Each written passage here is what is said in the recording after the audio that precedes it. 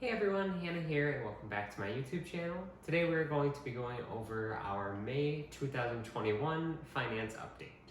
We managed to put a lot of money into the stock market this month and I'm super excited about the totals that we have reached. We finally hit a big milestone that I have been waiting a while for and I'm excited to share that with all of you. Without further ado, let's get into it. So starting off with Robinhood, we managed to put $800 in this month. I decided that rather than going over my entire buy and sell purchase history for the entire month, I would instead be sharing the stocks that I'm currently holding. I figured that by doing this, I will keep myself a little bit more accountable and I have managed to trim down my portfolio a little bit. So I'm not as spread out among different things and I am just more heavily invested into the things that I have an extremely big confidence in.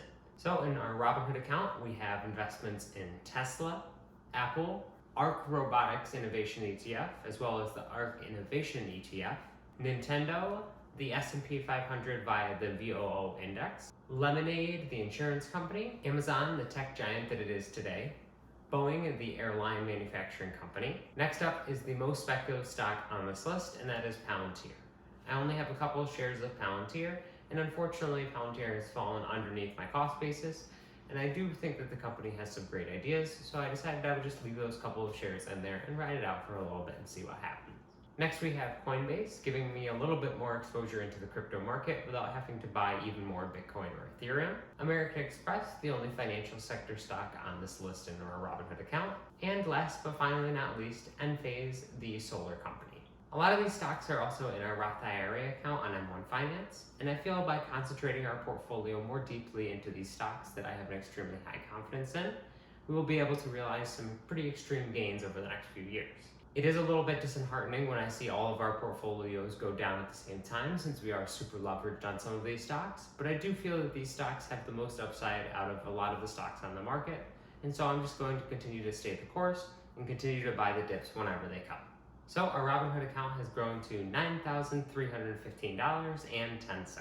Next up we have our Roth IRAs. Notice how I said multiple, and that's because we opened a new one this month. Starting off with Sage's Roth IRA, I opened that through TD Ameritrade, and I have really enjoyed using their app and the ability to pick out individual stocks for our Roth IRA. So we put $600 into her Roth IRA over the last month, and the total of the account has actually dipped just a little bit to $583.17. Next we have the Roth IRA under my name through M1 Finance. We managed to put $130 into the Roth IRA under my name, and even though this isn't as much as the $500 I would like it to be so we can max out at least one of our Roths, it is a good amount and it is showing that we are keeping steady with these retirement accounts even when we have such important things like the wedding and saving up for a house going on in our lives. The M1 Finance Roth IRA has grown to $3,517.38. Next up we have Coinbase, and oh man, what a month it has been on Coinbase. So we managed to put $600 into Coinbase over the last month, all of that going into Bitcoin. I decided that my current price target for buying any more Bitcoin is under $55,000 and a heavy buy at under $50,000. So as long as it keeps going underneath those targets, I am going to continue chipping away at our total amount of Bitcoin that we have. Ethereum, on the other hand, has had an insane run over the past month, and even though we have managed to make $180 in Ethereum over the last month in just capital gains, I unfortunately didn't pick up any Ethereum within the last month because it's just a little bit over the value of what I would personally like to pay for it at this moment, and if it stabilizes at this current level, then I will continue to buy a little bit more as the dips come around, but I'm waiting for a little bit bigger of a dip to buy it. It's currently sitting at around $33.40, and that's just a little out of my price target. I will probably nibble away a little as the month goes on, but until there's a big dip, I'm just not going to put any more into crypto. So our Coinbase account has grown to $2,011.10. Next we have our 401ks from both of my employers. The 401k at my primary employer has grown quite a bit this month, and it has grown to $2,632.54. Next, moving on to our very last account, our 401k at my second employer. This one has grown a little bit this month, although not as much as the 401k in my primary employer, since I don't take out as much money for my second job as I do at my primary one. This account has grown to $2,321.37. That brings the total of all of our investment accounts to $20,380.66. I can't believe that we just hit the $20,000 milestone, as it just feels like yesterday that I was telling you all about us hitting $10,000 in all of our accounts. Now that we have crested that point of $20,000 between all of our accounts, is going to keep us extremely encouraged to continue to invest just as heavily as we are today. Next, we move on to the YNAB portion of the video, where I will be going over our budget over the last month. So taking a look at our spending totals for the month of April, you can see monthly housing bills is the biggest portion. Next, moving on, the second biggest category this month was But I Want It. Unfortunately, that was the second biggest, and we managed to spend $290 on concerts. That's 1/4 of a payment for a music festival that me and Sage are going to in September. $220 on gaming, various consoles and accessories, and almost $300 in eating out. Next, we have our individual brokerage accounts that we managed to put $818 into. This I am extremely happy with. Even though we did get a lot more inflow this month due to taxes and things like that, I am still happy that we managed to put $800 forward towards our house buying expenses. Next, we have our retirement investments at $695. This I'm very proud of because even though we still have our 401ks, we are still managing to sock away a lot of money into our retirement accounts. Next, we have our crypto investments at $600 a month, bringing the total of all of our investment accounts up to $1,500 plowed into the market over the last month. Next, we have the net worth section, where we are showing how our net worth has changed since the very beginning of the year. In January, we started with $7,589, and this month we are at $16,999, which is an insane difference to the tune of almost $12,000.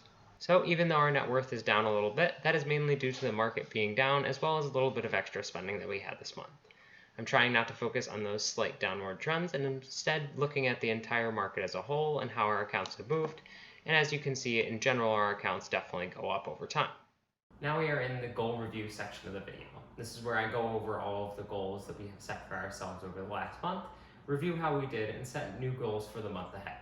So we had 3 primary goals this month. The first was to increase the auto savings account to $2,000. The second was to increase our pet vet bills to $160. And last but not least, we wanted to fully fund our renter's insurance category to the tune of about $120. Even though our renter's insurance isn't due until January of next year, I thought it would be a good idea to get a lot of these annual funds out of the way, so that way they're not taking out a little bit of our money out of our paychecks every single week. So I'm extremely happy to say that we have hit every single one of these goals, and we've even exceeded on some of them. On the Yada Savings account, we managed to hit $2,500, which is well above the $2,000 that we had estimated we would be able to hit. We were able to get the pet vet bills up to that $160 mark, and we were able to fully fund the entire renter's insurance category, so now we don't need to worry about that for the rest of the year. Next, we have our goals for the month of May in terms of finances. This is where we set all of our goals that we hope to hit throughout the next month. Starting off, our first goal here is to have our retirement investment category be higher than our But I Want It category. I've noticed over the past couple months that we have spent quite a bit of money in the But I Want It category, and I think a lot of that is due to the heavy stress I have been under from working heavy hours at both jobs. But I do think that cutting down our spending is going to be key into a good financial future moving forward, and so I would like to be putting more money into our investment accounts for retirement than we are spending on things that we don't necessarily need. And our second goal for the month is to keep our eating out budget under $100. I obviously realize this is a very lofty goal for us because we typically go somewhere in the 200s or 300s for our eating out category, but I do feel like it's time that we have taken a step back and pumped the brakes on our eating out category because we have gotten a little bit excessive about it over the past couple months. And by we, I definitely mean me. So there we have it, our entire May 2021 finance update. I would love to hear about how your finances have been going over the previous month in the comments section down below, as well as what stocks you have been investing in or feel strongly about. If you have something to talk about that doesn't happen to be about investing, but you just want to hear anybody's input on it, please feel free to put that in the comments section below. This channel is designed to be a community of like-minded people here to support each other, and so it doesn't have to be strictly about finances, the same way that my videos don't have to strictly be about finances either. If you thoroughly enjoyed this video, please make sure to give it a like. That really helps my video spread out to more people. Also, if you enjoy seeing my face every single time I post a new video, make sure you hit that subscribe button and notification bell so you stay up to date whenever I upload a new video. Thank you so much for watching, and take care.